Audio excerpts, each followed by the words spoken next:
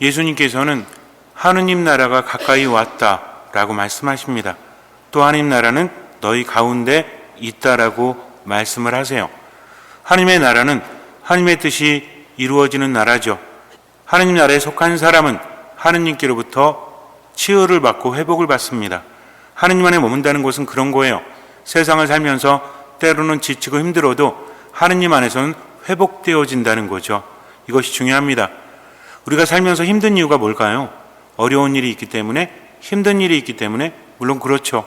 그런데 감당할 수 없기 때문입니다. 회복되어지지 않기 때문이라는 거죠. 그래서 하느님 안에 머물 때 회복되어진다. 요즘에는 정신적으로 심리적으로 힘들어하는 분들이 많죠. 제가 20년 넘게 상담을 하면서 우울증이나 분노조절 장애 또는 무기력함 이런 분들을 많이 만나는데, 만날 때마다 느끼는 게 뭐냐면 시간이 갈수록 점점 더 약해진다는 겁니다. 이게 문제라는 거죠.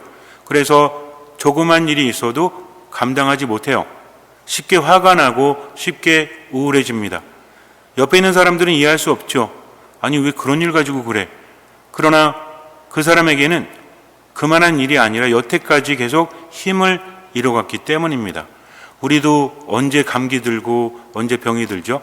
면역력이 떨어질 때 그렇죠. 똑같은 상황에서 어떤 사람은 병이 안 들고 어떤 사람은 병에 들기도 합니다. 그래서 주변 여건이나 환경도 중요하지만 내가 어떤 상태냐 하는 것도 중요합니다.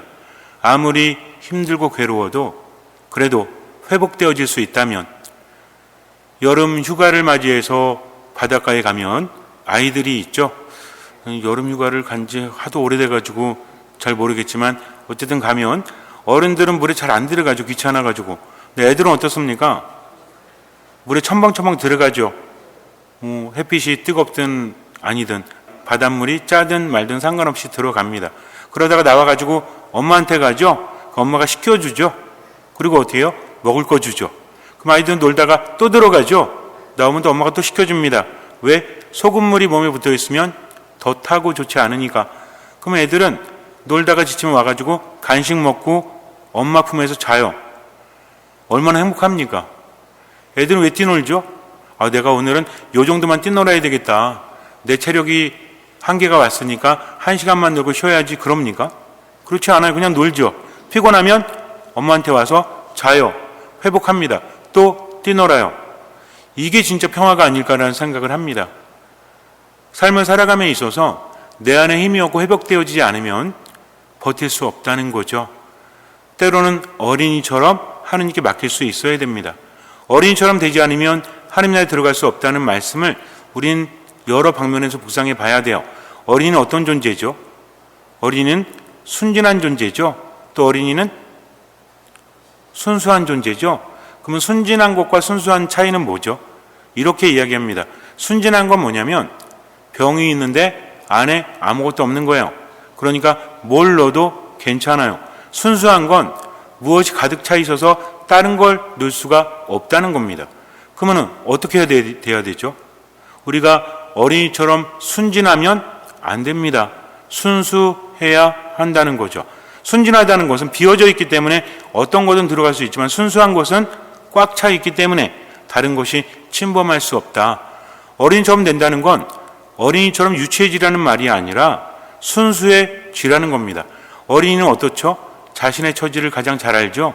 그래서 예수님이나 성모님이 발현하실 때, 보통 발현하실 때 메시지를 주시는데 어떤 사람에게 나타나죠? 똑똑한 사람? 지혜롭다는 사람?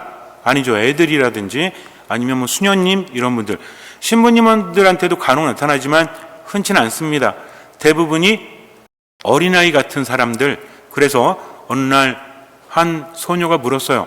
성모님, 왜 저희 같은 어린아이에게 나타납니까? 그랬더니 성모님이 하시는 말씀이 너희는 아무것도 모르는 철부지이기 때문에 하느님의 말씀이 너희에게 담겨지기 때문이다. 아니, 저희가 전하면 아무도 믿지 않지 않습니까? 오히려 똑똑하신 분들, 신부님이나 주교님이나 아니면 회장님이나 이런 분들 나타나면 안 됩니까? 왜 저희한테 나타나십니까? 성모님이 말씀하시기를 하느님의 말씀은 무조건 전해진단다. 걱정하지 마라. 너희들이 철부지지만 때가 되면 하느님께서 그 말씀에 힘을 실어주실 것이기 때문이다. 그래서 파티마에서도 기적이 일어나죠. 일반 신자들 뿐만 아니라 신자가 아닌 사람들도 보고 놀라지 않습니까? 몇만 명이 목격했다는 거죠. 처음에는 안 믿어요. 애들이 성모님 만났다고 하니까 얘네들이 정신이 없나, 놀다가 정신이 빠졌구나, 아니면 이상하구나 라고 믿지를 못해요. 그러다가 기적을 체험한 다음에 그것을 믿지 않습니까? 여러분들은 성모님이 발현하셨으면 좋겠죠? 예수님이 내 앞에 나타나셨으면 좋겠죠? 하나 알려드릴까요? 성모님의 발현을 목격한 사람들 대부분 오래 못 살아요. 한두 명 빼고는. 그들도 사명을 가지고 남아있는 거지. 아이들 파티마에서도 그랬잖아요. 일찍 갑니다. 그러니까 성모님, 예수님 발현 보고 싶다면 동시에 일찍 갈 각오를 하셔야 돼요. 그래도 보고 싶어요? 개똥밭에 굴러도 이승이 최고라고? 그것은 천국의 맛을 알지 못하기 때문입니다. 예수님의 제자들 중에서 순교하지 못한 분이 한 분이 계시죠. 사도 요한입니다. 다른 분들은 순교를 해요. 근데 사도 요한은 순교하지 못하죠. 왜 그랬을까요? 사도 요한은 순교하기를 그렇게 바랬대요. 근데 기회가 오지 않는 거야. 우리 가끔 이런 생각합니다.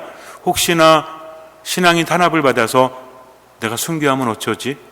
걱정하지 마세요. 아무나 순교할 수 있는 것이 아닙니다. 그래서 뭐라고 하죠? 순교의 월계관이라고 합니다. 월계관은 뭐예요? 마라톤에서 1등한 사람이 쓰는 겁니다. 내가 혹시나 나 순교하는 거 아니야? 라고 걱정한다면 순교할 수 있을까요? 순교 못합니다. 아무에게나 기회가 오는 게 아니에요. 순교할 때 나는 힘들어서, 나는 무서워서, 나는 안 죽을래요 하면 순교 안 해도 돼요. 그 순간에 나는 하나님을 믿지 않습니다, 나는 천주교 신자가 아닙니다라고 하면 배교하면 살아나는 거죠. 근데 순교자들은 어땠죠? 그것을 선택합니다. 어떻게 선택하죠? 무서워가지고 벌벌 떨면서? 그러지 않았어요. 김대건 신부님도 8번의 칼을 맞으면서 이렇게 말했죠. 왼쪽으로 되는 것이 내려치기 편합니까? 오른쪽으로 되는 것이 내려치기 편합니까? 하면서 망나니를 걱정했다고 합니다. 그때 당시에는 가족들이 돈을 줘요. 왜? 빨리 죽이라고. 고통스럽지 않게. 근데 김대건 신부님은 8번 만에 목이 떨어졌잖아요. 얼마나 힘들고 괴로웠을까요? 그러나 그 순간 하느님께서 힘을 주신다는 거죠. 예수님 말씀하시잖아요. 걱정하지 마라. 어떤 말을 해야 될지 걱정하지 마라. 말하는 이는 너희가 아니라 너희 안에 있는 성령이시다. 때가 되면 하느님께서 힘을 주십니다. 미리 걱정할 필요가 있다 없다? 없다는 거죠. 왜? 예수님께서는 뭐라고 하시죠? 걱정하지 마라. 두려워하지 마라. 내일 걱정은 내일이 하도록 맡겨라. 내일 내가 하는 것도 아니에요. 내일이 하도록 맡기고 오늘은 오늘 걱정만으로 충분하다. 그러니 할 수 있는 만큼 보이는 만큼 최선을 다하고 나머지는 맡기는 거죠. 하느님을 알아가면 알수록 신앙은 깊어질 수밖에 없습니다. 그래서 성당에 오랫동안 다닌다고 신앙이 깊어지는 것이 아니다. 어떤 마음이 있어야 된다? 듣는 마음이 있어야 된다는 거죠. 듣는 마음이 핵심이에요. 왜? 듣는다는 것은 나 혼자만의 고집을 부리는 것이 아니라 주님 어떻게 해야 됩니까? 하면서 듣는 거죠. 듣고 나서 그 뜻을 실천하는 겁니다. 하느님의 말씀이기 때문에 할 수 있는 만큼 보이는 만큼 실천하고 나머지는 맡기는 거죠. 이게 신앙이에요. 나는 잘할 수 있습니다가 아니에요. 나는 아무것도 아닙니다. 하느님 없이는 아무것도 할 수 없습니다. 이 말이 얼마나 아름다운 말인지 아십니까? 하느님 없이는 아무것도 할 수 없다는 것은 체험을 통하지 않고는 나올 수 없는 말이죠. 예수님 뭐라고 하십니까? 너희는 나 없이는 아무것도 할 수 없다. 우리는 주님, 당신 없이는 아무것도 할 수 없습니다. 얼마나 아름다운 사랑의 대화예요. 그러니 어떻게 하면 돼요? 주님 곁에 딱 달라붙어 있으면 된다. 세상을 살아가면서도 힘겨움이 내게 찾아오지 않기를 바라는 것이 아니라 힘겨운 가운데서도 하느님을 바라보고 그분 안에 머물 수 있는 은총, 회복되어지는 것, 이것을 뭐라고 하죠? 요즘에도요, 뭐가 필요하다고 하는지 아세요? 회복 탄력성이라고 말합니다. 들어보셨어요? 회복 탄력성이라고 심리나 또는 정신과에서 많이 말을 합니다. 일반 사람들에게도 말을 해요. 그러니까 어떤 사람이 힘든 상황에 있을 때 빨리 회복되는 사람은 극복할 수 있지만 회복되지 않는 사람은 극복하지 못한다는 거죠. 하지만 안타깝게도 이게 말이 쉽지 삶은 쉽지가 않아요. 자꾸만 위험에 노출되게 되면, 우울함에 노출되면 우울함 속에서 이겨내지 못합니다. 사람의 경험이라는 건 두 가지가 있죠. 하나는 하면 할수록 느는 게 있죠. 하나는 아무리 해도 늘지 않는 게 있어. 여러분들 예를 들어서 집에 함께 사는 사람이 굉장히 폭력적이에요. 욕하고 때려부시고 그러면 익숙해지나요? 익숙해질 리가 없지. 갈수록 어때요? 불안, 공포, 분노 이런 것들에 휩싸여지지 않습니까? 그러니까 인간은요, 내가 좋아서 하지 않으면 성장하지 못하는 거죠. 그래서 우울 속에 갇히게 되면 삶이 힘들 수밖에 없어요. 또 하나는 분노입니다. 제가 두 가지를 자주 말씀드리는데, 왜냐하면 부정적인 정서는 두 가지로 모이기 때문에 그래요. 하나는 우울합니다. 우울이 뭐예요? 삶이 완전히 바닥에 가라앉아가지고 일어나질 못하는 거예요. 의미가 없어. 재미도 없어. 그냥 살고 있지만 이미 정신은 어디로 가 있어? 강 건너 가 있는 거예요. 그리고 분노는 뭡니까? 분노는 왜 화나는지 아세요? 저 인간이 깝죽거려가지고 저 사람이 속을 긁어가지고, 분노는 언제 일어나냐면 좌절될 때, 내가 나아가지 못할 때. 예를 들어서 저 사람 때문에 내 인생 망했다 이러면 그 사람 때문에 분노가 생기죠. 여러분들 그래요. 집에 있는 사람한테 내가 분노하는 이유는 저 사람 때문에 내가 나아질 수 없다는 마음 때문입니다. 근데 이거는 실제로는 온전히 맞진 않아요. 사람은 누구나 남 탓을 하죠. 왜? 내 탓을 극도로 싫어하기 때문입니다. 내 탓을 하게 되면 나는 실패한 인생이잖아요. 그래서 그걸 받아들이지 못하죠. 근데 천주교 신앙은 어때요? 성당에 와서 뭐라고 합니까? 내 탓이요, 내 탓이요, 내 탓이요. 제 탓이요, 제 탓이요, 제 탓이요. 저의 큰 탓이라고 하죠. 그래서 미사 때 제대로만 해도 하느님 안에 머물 수 있는데, 미사 때는 그냥 가슴을 두드리지만 이거 뭘 의미하는 거죠? 제 탓이니까 이제 어떻게 하겠습니다?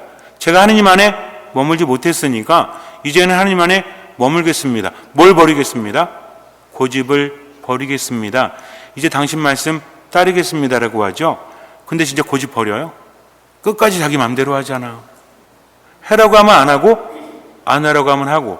그래서 공통점이 있는데, 봉사를 하면서도 순명하지 않으면, 겸손하지 않으면 행복하지 않습니다.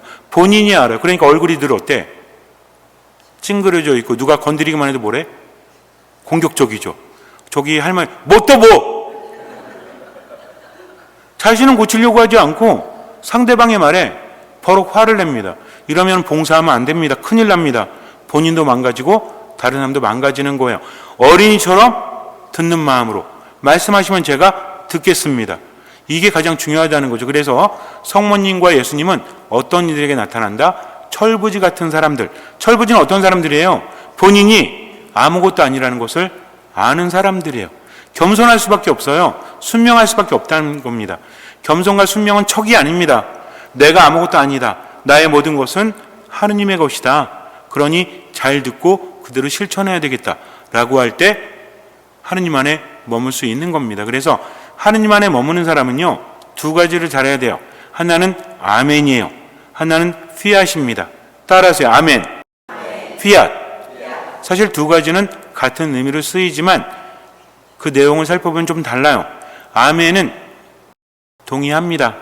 그렇게 이루어질 겁니다. 아멘이라는 것은 혼자 하기도 하지만 공동체입니다. 우리가 공동체 때, 전례 때 아멘 많이 하죠?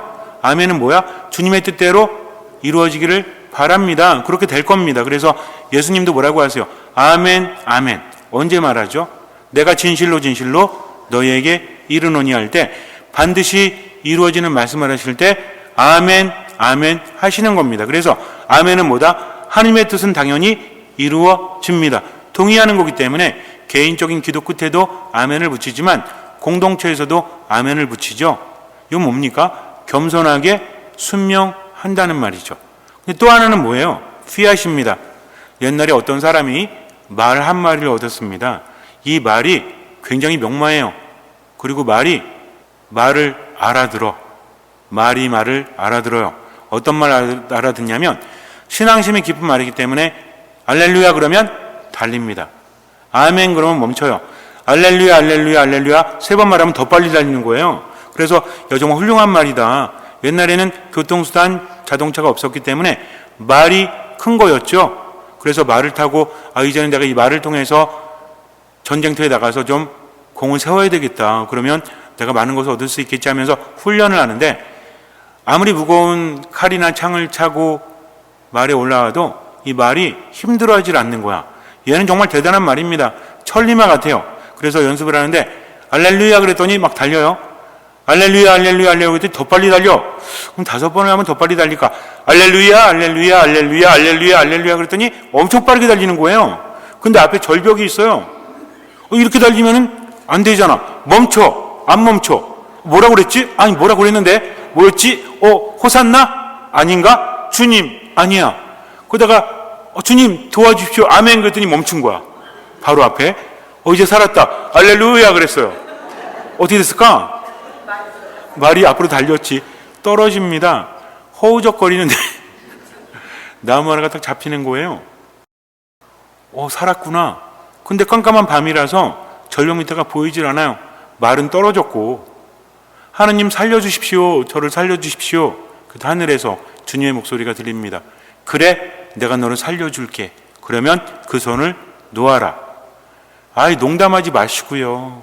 좀 살려주세요. 그래 살려줄게. 놓아라. 갑자기 생각이 듭니다. 저분 하느님 맞나? 나를 나보다 더 잘하시고 나를 나보다 더 사랑하시면 저렇게 말씀하시면 안 되잖아요. 내가 원하는 대로 이루어져야 되잖아. 근데 하느님은 자꾸만 손을 놓으라고 하십니다. 손 놓으면 어떻게 돼요? 떨어져 죽잖아요. 내가 떨어져서 잡았잖아요. 하느님께 살려달라고 했더니 그나마 잡은 손을 놓으라고 하니 할 수 있겠습니까? 하지 못했죠. 하늘을 보면서 이렇게 말했어요. 저 죄송한데 하느님 말고 다른 분 안 계시나요? 라고 말했다고 합니다. 그리고 날이 샜어요. 봤더니 바로 밑에 땅이 있는 거예요. 이 사람 밤새 뭐 한 겁니까? 힘주면서 힘들어했죠. 놓으면 살 수 있었는데 이게 웃기는 얘기지만 웃기는 얘기가 아닙니다. 우리는 하느님의 뜻대로 살려고 하기보다는 내 뜻대로 하느님을 움직이려고 합니다. 우리가 착각하지 말아야 될 것이 하느님의 뜻은 반드시 이루어지게 되어 있어요. 내가 동참해야만 이루어지는 것이 아니라 우리가 힘을 모아야만 하느님의 힘이 세지는 것이 아니라 그분의 말씀은 반드시 이루어진다. 중요한 건 내가 따를 때 그분 안에 머물고 따르지 못할 때 머물 수 없다는 겁니다. 심판은 이런 거예요. 어떤 사람이 심판을 받는 거죠? 하느님께서 칼을 들어서 그 사람을 치는 것이 아니라 하느님 안에 머물지 못하는 게 심판을 받는 겁니다. 그래서 마지막 심판이 뭐죠? 예수님께서 양과 염소를 갈라놓듯이 갈라놓고 어떻게 심판을 내리십니까? 하느님의 나라에 들어갈 수 있는 사람과 밖으로 쫓겨나는 사람이죠. 밖으로 쫓겨나는 사람들은 벌을 받는 겁니다. 그럼 어떤 사람들이 하느님 안에 머물 수 있죠? 똑똑한 사람? 지혜로운 사람? 돈 많은 사람? 아닙니다. 어떤 사람? 슬기롭다는 사람이 아니라 지혜롭다는 사람들이 아니라 철부지 어린아이 같은 사람들. 그래서 예수님 뭐라고 하세요? 아버지 감사합니다. 하나님 나라의 신비를 이 철부지 같은 이들에게 드러내 보이시니 하나님 나라의 신비는 똑똑한 체 하는 사람이 아니라 하나님의 말씀을 듣고 따르는 사람. 이 사람들은 기본적으로 뭐예요? 저는 아무것도 아닙니다. 저는 하나님 없이는 살 수 없으니 무조건 따르겠습니다. 라고 하는 거죠. 애들은 어떤지 아세요? 얘들아 조용히 해. 그럼 조용히 합니다. 떠들다가 쉿 그러면 조용히 해요. 어른들은 시끄러우면 째려봐. 왜 저래? 그리고 애들은요. 자 박수 성 그러면 준비 그러면 딱 준비하죠. 그 다음에 박수 10번 그러면 어떻게 해요? 어른들은 10번 하면 어떻게 했냐. 자 박수 준비. 야 박수 준비. 10번 시작. 어른들은 다 이래요. 근데 애들은요 30번 뒤에 어떻게 하는지 이렇게 둘, 셋, 둘, 셋. 어딜 가나 알아. 왜 그럴까요? 선생님이 가르치는 대로 배웠기 때문입니다. 애들은요 이걸 때 목숨 걸어. 그래갖고 어른들은 어떤지 아세요? 자 10번 그러면 10번도 못하는데 20번 그러면 이거 자꾸 하라고 그래. 애들은요 20번 그러면 어떤지 아세요? 30번 40번 40번 여기 집중해가지고 잘하려고 칭찬받으려고 그렇게 한다는 겁니다. 그렇다고 여러분들 박수 잘 치라는 게 아니라 어른들은 자아가 커요. 하라고 해도 안 해. 근데 애들은 해. 잘하지 못해도 화해해. 그럼 화해합니다. 서로 안아줘. 안아줘요. 어른들은 안 해. 나중에 할게요. 벌써 인상부터 팍 써.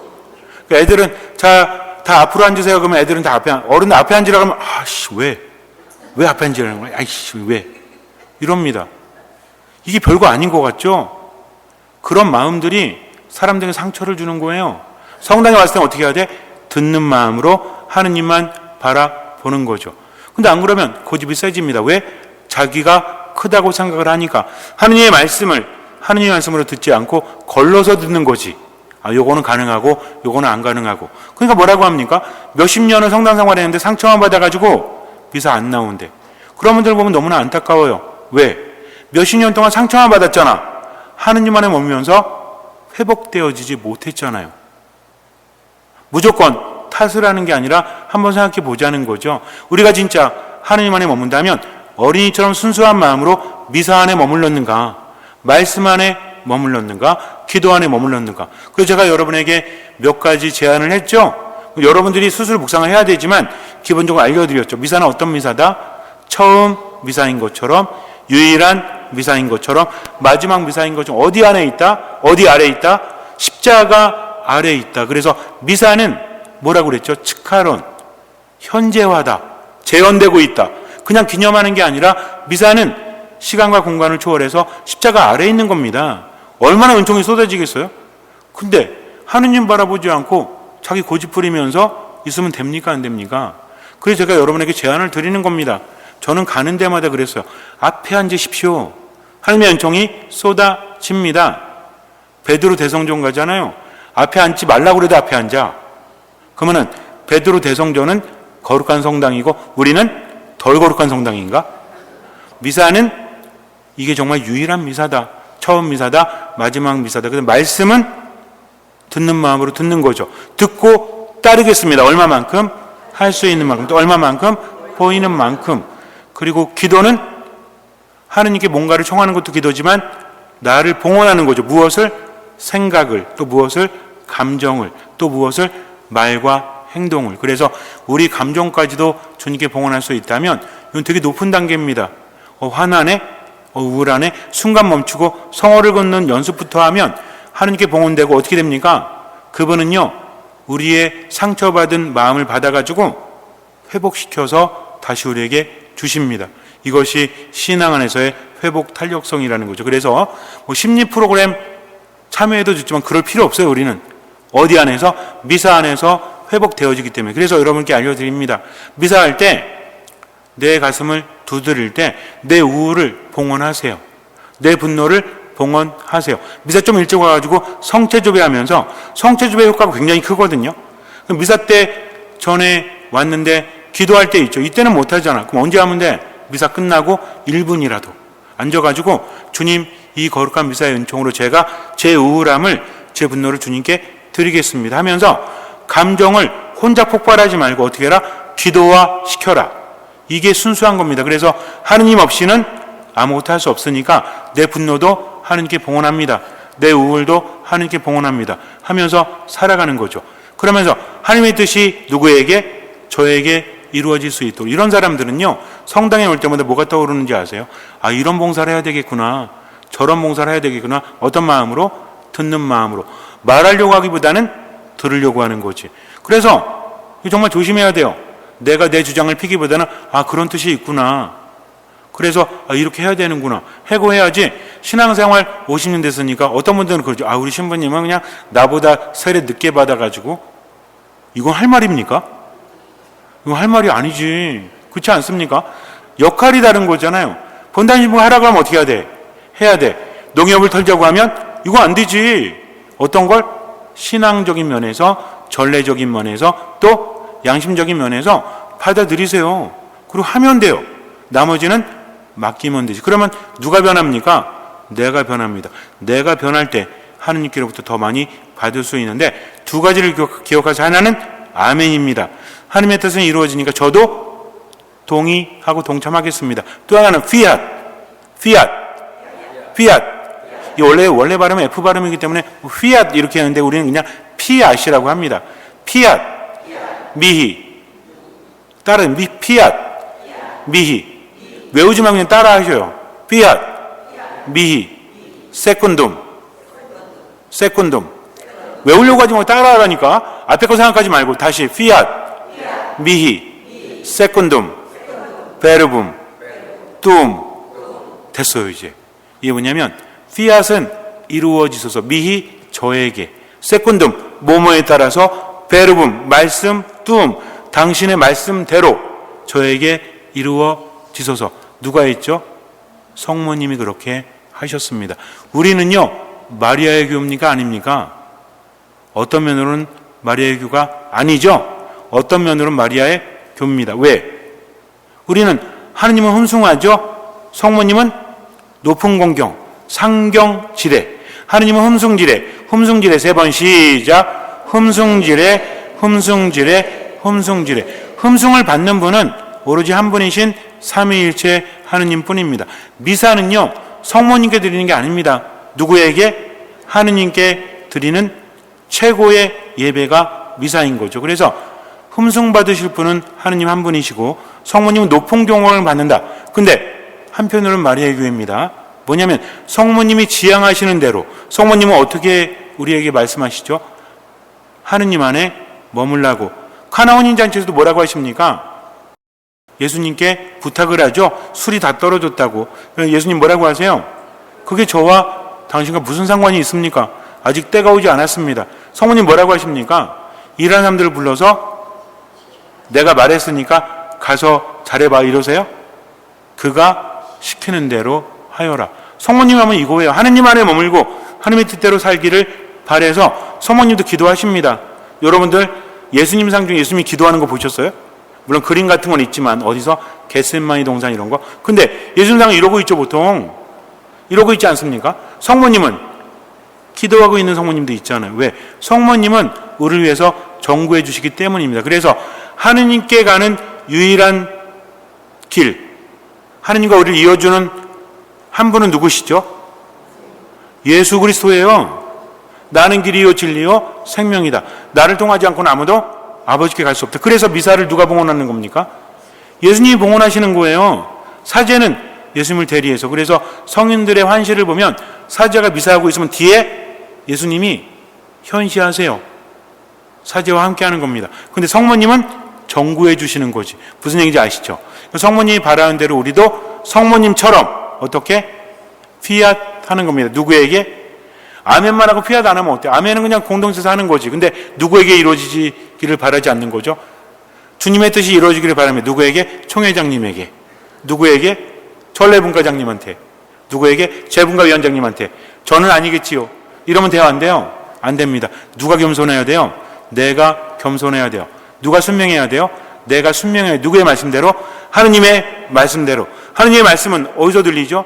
내 양심에 들립니다. 그래서 내 안에서 용서하라 하시면 용서하는 거죠. 사랑하라 하시면 사랑하는 거죠. 겸손하라 하시면 겸손하는 거죠. 얼마만큼? 할 수 있는 만큼. 또 얼마만큼? 보이는 만큼. 그래서 오늘 들으셨으니까 두 개 외우시면 돼. 아멘이랑 뭐? 아멘 피앗 외우실래요? 피앗 미 세컨덤 베르붐 뚜 외우실래요? 피앗이 낫잖아. 그죠? 의미만 알고 있으면 되니까.